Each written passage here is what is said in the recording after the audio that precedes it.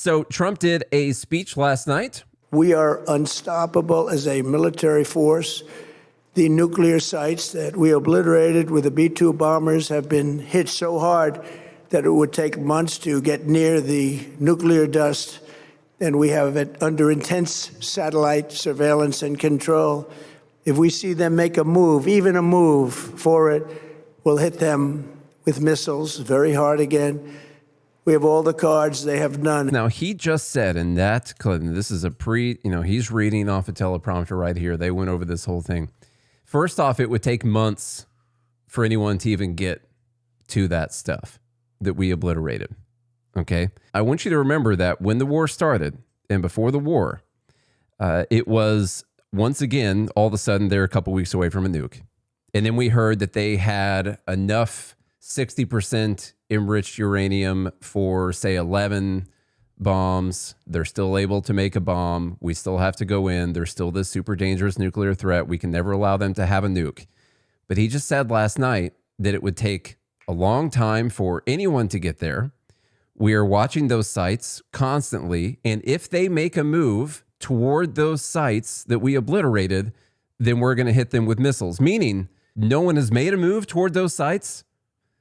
They know that the stuff is still there. Now, that could be fake too, whatever, but no one has tried. No one's tried to go to those sites. And so we don't have to send in ground troops. We're just going to watch it constantly with satellite surveillance. And if anyone goes there, we'll blow it up. So how are they so close to making a nuke? And why did it matter that they had enough 60% enriched uranium that they can make 11 bombs? If we're watching the sites, it would take a long time to get there. No one's done it. And if anyone does try to do it, we're going to blow it up with missiles. That's a good point. Someone tell me, does that not destroy like the whole Iran's a nuclear threat? We just said we don't even have to get the uranium. If they go to it, we're going to blow them up. It's right there. We know where it is. We're going to blow them up if they go there. So what about all the other stuff? Why are we doing all the other stuff? That's a good question. I don't even feel like we have to play any other clips. I'm like, what the hell? Did no one catch this? Now, is he saying this because he's basically saying we're not going to send in ground troops? That was in that little part. He essentially said we don't need, at least for the enriched uranium, we don't need to send in people to go get it because we are watching the sites and we'll know if anyone goes there. So you're right. How would they develop any bombs from this 60% enriched uranium? That he even said it would take months for anyone to get to, basically. But they were also 2 weeks from a nuke. Maybe they have secret uranium. Yeah, I mean, that would be what people would say. And I had heard that they had moved some of it out of those facilities afterwards, that people had seen trucks go to the facilities and they thought that maybe they had moved some of it. And then people said maybe they had moved the centrifuges out. So there could be other aspects of this that I'm missing. I feel like that's not getting enough play right now. In fact, that clip, I wouldn't even able to find that clip on X. I had to go to the actual speech to find that one. You should put the clip on X. Yeah, could do that. Yeah, could potentially do that. American involvement in World War I lasted 1 year, 7 months, and 5 days. World War II lasted for 3 years, 8 months, and 25 days. The Korean War lasted for 3 years, 1 month, and 2 days. The Vietnam War lasted for 19 years, 5 months, and 29 days. Iraq went on for 8 years, 8 months, and 28 days. We are in this military operation, so powerful, so brilliant, against one of the most powerful countries for 32 days. And the country has been eviscerated and essentially is really no longer a threat. They were the bully of the Middle East, but they're the... I know it's... Wait, hang on. I thought they were still launching ballistic missiles at Israeli residential areas. Well, essentially. That no one cares about, apparently. Essentially, they're no longer a threat. There are so many contradictions in this speech. Well, I'm going to play some other clips and stuff, but it is all... I don't know what this speech even was. Someone made the point that he was basically just reading Truth Social posts for 19 minutes. His posts is basically what he was reading. There was nothing new in any of this, except for, I think, coming out and saying that we don't have to go in and get the uranium.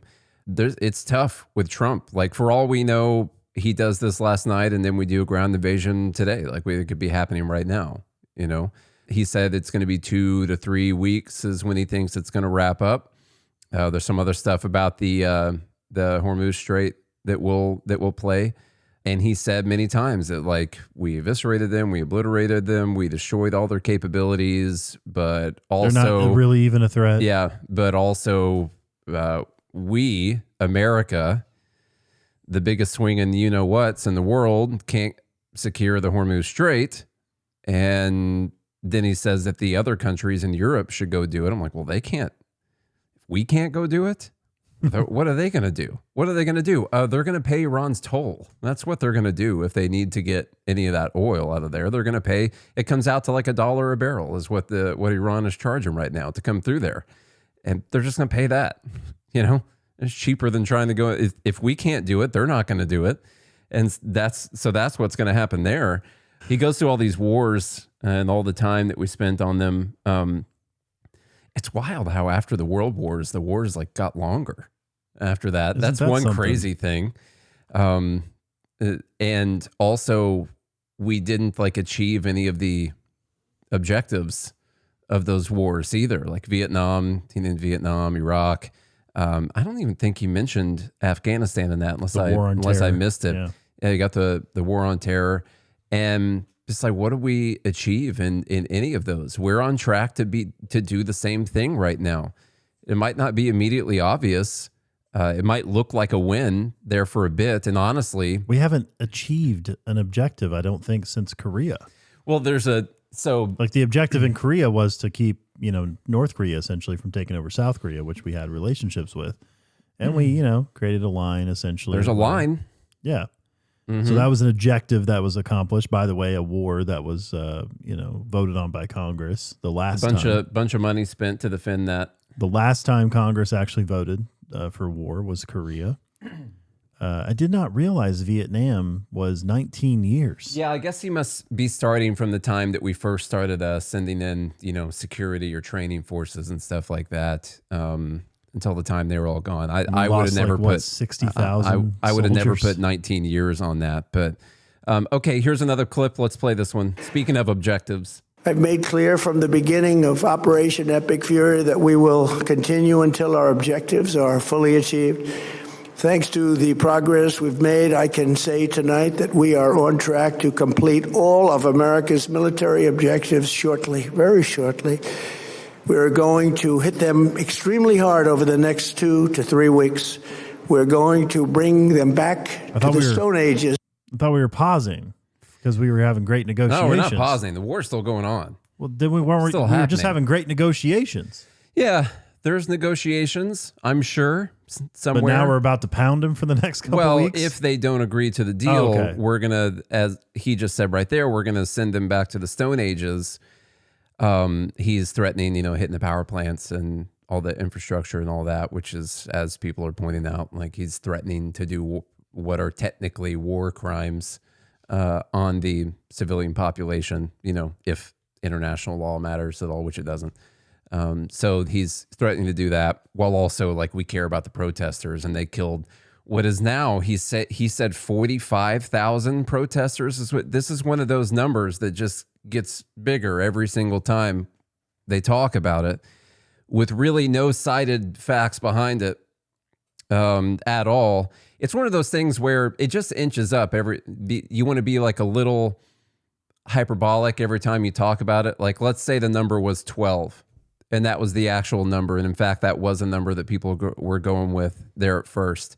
And then so Mark Levin comes on and says that instead of saying 12, he's like, 15, and then 15 gets solid in your head there for a bit. Like at least a couple dozen. And so 15 becomes the base number, the real number. And so then you go hyperbolic with that. You exaggerate that number a little bit when you're speaking. You say 20 instead, And so it now grew from 12 to 20 only because you were exaggerating the 12 up to 15, and now you're exaggerating the 15 to 20, and it has basically been exaggerated all the way up to 45,000 now, with no like real numbers to back it up. These are just numbers that people are saying You just have to choose whether or not you're going to trust those numbers. And of course, that comes down to like what side you're on in the war. Like if you want the war to happen, the numbers are real. I mean, the latest like neutral estimates I've seen was like 8,500.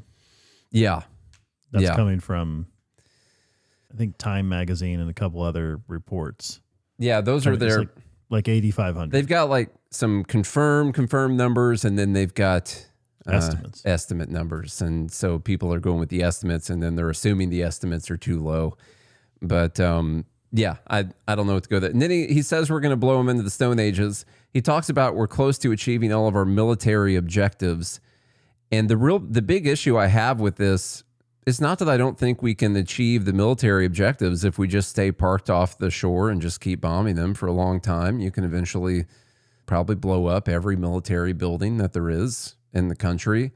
And you see a missile launch from one spot, you can hit that part. After that, there's another spot they're launching missiles from. Here's a mobile launcher that we found. And they can eventually hit all those. What about like the actual mission itself? I wonder what the mission itself is, because you can achieve like a list of targets. And you've got like 20,000 targets, and you're going to achieve hitting each one of those. But then what's the overall mission of this thing? I think hasn't that been the question the whole time? What is the mission? I don't think anyone knows what the actual mission is here. To bomb them into a Western-friendly democracy, I guess.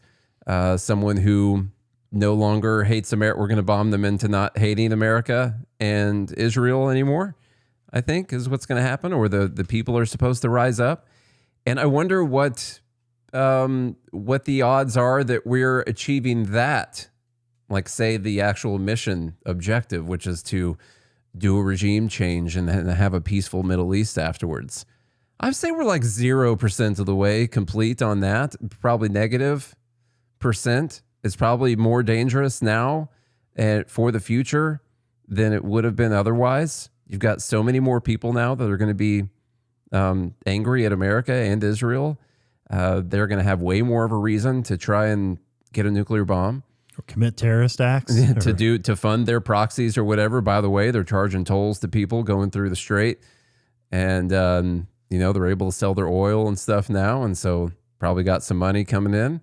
And they're probably going to be even more interested in funding people than they were beforehand. Like, what's the actual thing that we're going to achieve here? Where it's like 2 or 3 years from now, there could be like a terrorist attack. You can see that, they were funded by Iran, funded this. And we say, well, look, we were just sitting here minding our own business, not doing anything. And then Iran just attacks us out of nowhere. Look at that. And some people, like on our side, will say, well, this is a reaction, is a consequence to that war that we started with them. Remember, guys, the war from a few years ago? And they'll be like, no, that's over. That's ancient history by now. This has nothing to do with that. This is because we were right about the war, And that's just kind of how these things happen. And this could look peaceful for a little bit if they did come to some kind of ceasefire. My immediate guess is that they're going to try and do a ceasefire of some sort to get through the midterms. That's what the Trump administration probably wants to do, is to slow things down, to get back to closer to normal, to help with some prices before the midterms, probably. And then we're going to be back on in 9 months or whatever the case may be. I'm just still to this day, just like, what happened to what happened to all of the, of course, look, politicians lie. Of course, that's always plausible, but they definitely lie. Man, and still, I don't. You mean think, what happened with like Trump being no new wars, or what happened between us and Iran, or no, the whole no new wars? What happened to the campaign? The campaign. Mm-hmm.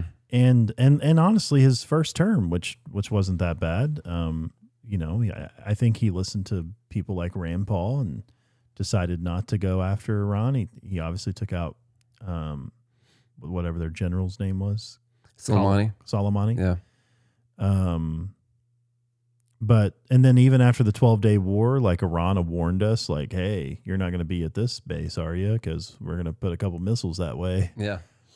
Like, and then all of a sudden to just flip. It's so wild to me.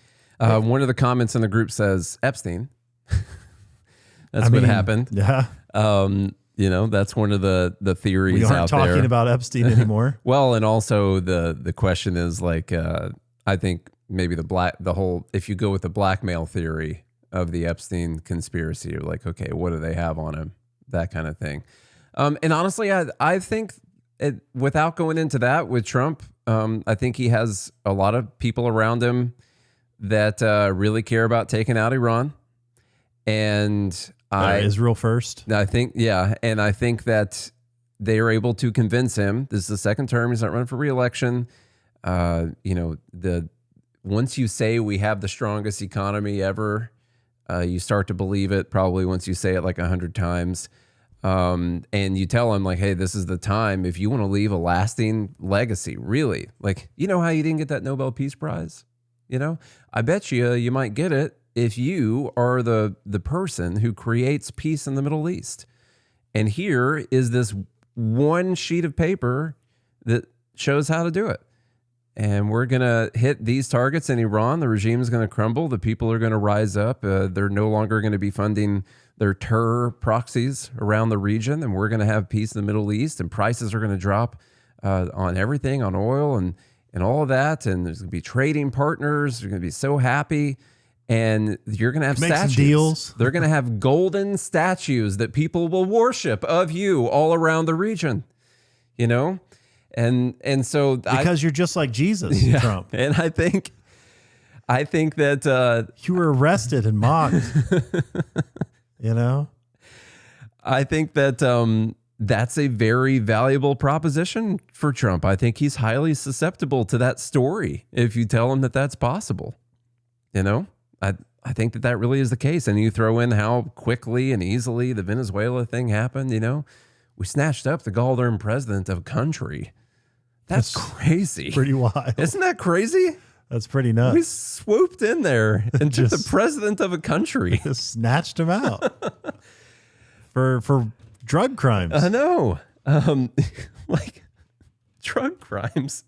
Like our laws. Yeah. Imagine we just go around the world and start prosecuting people in other countries for our laws, Mm-hmm. Okay, here's another clip of Trump talking about the Strait. States imports almost no oil through the Hormuz Strait and won't be taking any in the future. We don't need it. We haven't needed it, and we don't need it.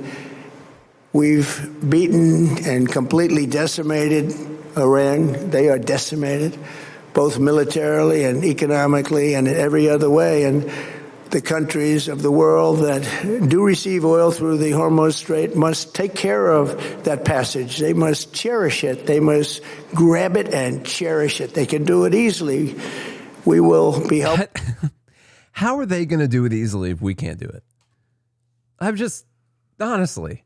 Because they're there, Nate. Think all the firepower that we have over there. I'm not saying that we should do it. We did put that part of the world into this situation that did not exist, 33 days ago or however many days it was. And so this whole, we're going to start this war and then they've closed the strait, which, by the way, if we've eviscerated and decimated and obliterated and taken out all their capabilities, why isn't the strait open? They still have why aren't the boats still going? 30,000 drones left over. Yeah, because they just the boat's full of oil. Okay, you're just gonna detonate a bomb. Yeah, and they still got a bunch of these drones that apparently we just can't find them or we can't take all of them out. I mean, they're probably spread out among thousands of trucks or whatever. I don't know where all the things are. And so, yeah, clearly they're not totally eviscerated and decimated and obliterated, or the boats would just be flowing through there. And we can't get them to stop doing that. And so I don't know how the other countries are going to do it. It's sure they're the ones who actually use that oil, some of them.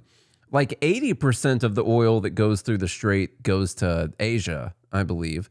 But yeah, it's affecting Europe a lot, but they didn't start this. They didn't create the situation. And however much I hate NATO, I'm like, well, it's definitely not part of NATO that if we go start a preemptive war of aggression against another country, that you like invoke Article 5 and everyone has to come help you. Yeah. That'd be crazy. And now you might It's like playing a game of 52 card pickup. And we should, like, sure, let's leave NATO. That's fine. If that's the way that we get out of NATO, that's fine, as long as it's not because we want to blow up some of the other NATO countries that Israel's currently pointing out for us, like Turkey or whatever. But sure, if this ends up with us leaving NATO, that's fine. But I also, this is not the European countries doing. And if we can't take care of this, how the hell are they supposed to do it? We're the ones that spend more money than the next, 10 countries combined on our military, and they're still able to close the strait. Like 20. Because it's like, we broke it, you bought it kind of thing. Let's see what else he says. But they should take the lead in protecting the oil that they so desperately depend on. So to those countries that can't get fuel, many of which refuse to get involved in the decapitation of Iran, we had to do it ourselves. I have a suggestion. Number one, buy oil from the United States. Maybe that's one of the reasons they didn't want to do it, by the way. It's like, we need the strait open, so we don't want to. Because it's a bad idea. And people have been saying this is a bad idea for a long time. The people in the military have been saying it's a bad idea for a long time. So it seems as if Iran does have a few cards to play. It seems like there's still cards. One would be the Strait of Hormuz. Yeah. If we have all the cards and they have none, I'd say we just declare the strait open. Like, just we have all the cards. Turn the card over. Don't we? Yeah. No, look, I don't like that Iran is closing this. Like, this is not their waterway. It's whatever, international waterway. You know, there's other countries bordering this area, and that they don't have just the ultimate right to decide that no one else can use that, unless, might makes right or whatever, and so they can just declare that right and that seems to be what they've done. Let's see what else he says. We have so much. And number two, build up some delayed courage. Should have done it before, should have done it with us, as we asked. Go to the strait and just take it, protect it, use it for yourselves. Iran has been essentially decimated. The hard part is done, so it should be easy. And in any event, when this conflict is over, the strait will open up naturally. It'll just open up naturally. They're going to want to be able to sell oil because that's all they have to try. When this is over, it'll open up naturally. Then why do they need to go take it? Like, protect it. Yeah. I mean, I know it opened up naturally itself over like millions of years, but I don't think that's what he's talking about. He's just saying it's going to open up because people they need to sell the oil and everything. But I don't think we're looking at it opening up naturally right now. And if it's so easy, then we would just do it because we would love for oil prices to go back down. Now there's the 18D chess move here. He's like, hey, you should buy our oil. Maybe this is the whole plan the whole time. We shut off these countries, the reliance on the Middle Eastern oil, and get everyone. Is this the time where we try to pivot the world to being reliant on American oil? That's going to be great for people who own oil companies. Then we take Cuba, Greenland, and there we go. Now we're fine. Mm-hmm. And Canada. Sorry, forgot. We're going to take Canada. Rebuild. It will resume the flowing, and the gas prices will rapidly come back down. Stock prices will rapidly go back up. They haven't come down very much, frankly. They came down a little bit, but they've had some very good days over the last couple of days. We've done actually much. What's the Dow at? I got to go autistic on this for a minute. Hold on. You're right. This is like one long Truth Social post of Trump just responding to all of the comments that are technically right about it. But because of that, he's contradicting himself the entire time. Mm-hmm. Like they're obliterated, but you can't get oil through. It's essentially obliterated, so it should be easy for you to do, but we can't do it. Plus, why should we do it anyway? You're the ones who want the oil. Yeah, we started it, but we don't need the oil. So we asked you to join us in starting this, but you didn't do it, so we did it anyway. And now it's your problem. It's like a toddler or teenager. What's the Dow at? It's at 46. 381. It has from the high. I'll do the thing where you pull from the the highest point to make your point more clear. This is, by the way, this is when Pam Bondi was Oh, wait. testifying. It was 50,000. Yeah, I know. Hold on. Let me get the measurement tool. There we go. Let's get a measurement on this. I know this is very important. It's down 8% from the highs. And so that's for the Dow. There's other stuff like the NASDAQ that's down a bit more. But yeah, so sorry. The point that I was getting annoyed with was like, but it's had some very good days over the last couple of days. Yeah. The biggest up days happen during like market crashes. And I'm not saying the stock market's crashing or anything right now. I've actually tried to not make any predictions on that stuff because it's so tough to tell what he's going to do from day to day. It's like I saw a post the other day showing that out of the 1,000-point Dow gains, there's been like 15 of them, and Trump has 13 of those days. I'm like, yeah, it's because he's had the freaking craziest down stock markets that had massive rebound days afterwards. We had the Liberation Day crash, which occurred over a couple months. We had the COVID crash. By the way, it's probably not good. Probably a bunch of them are selling their short positions because it crashed down to where they expected it to. Yeah. And what do you do if you get out of a short position for those? You have to buy. You buy. Mm-hmm. Because you sold previously. Yep. You sold potential. You sold someone else's shares. Yes. And then they let you borrow them. Yes. And then you have to buy into the market to get rid of your short position. To return those shares that you borrowed back to the person you borrowed them from. Yes. It's so when you're getting out of those shorts, you got to buy. And I don't know which way the market's going to go right now, but this whole thing that we've had a bunch of great days recently is actually normally a sign that it's been down a bunch. And that's very annoying to me for people to make that case. And then when they look at 1,000-point Dow Jones increases, that's annoying. You should look at it on a percentage basis. If you looked at it on a percentage basis, it would be way more like back in the olden times that has happened. When you do 1,000, let's say the Dow used to be 1,000. So guess what? Those people didn't have a 1,000-point Dow Jones gain in a single day. Now, did they? But they might have had a bigger percentage gain on the Dow than he has had. Okay, that's not important. I want to hear what Lindsey Graham has to say about this. Oh, he was out. He spent Did you get the clip of the? He spent the weekend out breaking clays. You didn't get the clip of the girl talking about Trump being Jesus? Girl talking about Trump, the Paula girl. I saved a lot of stuff for Dumb Bleep of the week. Okay, from you're right. It's probably more of a dumb. From the prayer thing. You're right. And so I did have many things. I've got a lot of stuff from that speech. Yeah. Okay, good. We'll talk about that tomorrow. Come back tomorrow. I did want to see what Lindsey Graham has to say about this, though, because he's a big foreign policy advisor, so it's important to figure out what we got. This is how you win in 32 days. You have a commander-in-chief that will unleash the might of the American military with clear objectives. So what did we learn tonight? In 2 or 3 weeks, we'll have completed the objective of destroying their ballistic missile program, no longer be able to threat America or Europe, make more missiles.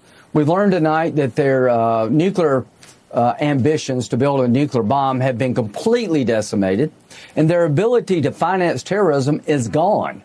In about 2 to 3 weeks, those objectives will have been met. And how does this movie end? Here's what President Trump said tonight. If you're in Iran, you better be listening. I'm willing to do a deal to make sure you don't become the largest state sponsor of terrorism again. I'm willing to do a deal that will allow you to exist under certain conditions. You have to change your behavior. But if you don't do a deal, I'm going to decimate your ability to come back economically. President Trump outlined targets that would destroy the ability of this regime to survive over time.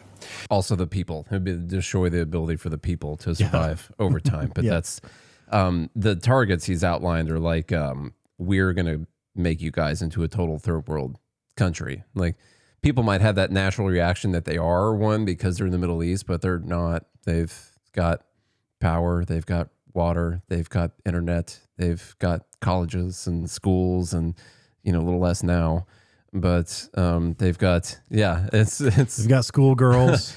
there might be less schoolgirls. There than might they be did before. sand in the area, but that doesn't mean that they're like a third world country, but we're threatening to turn them into one, basically.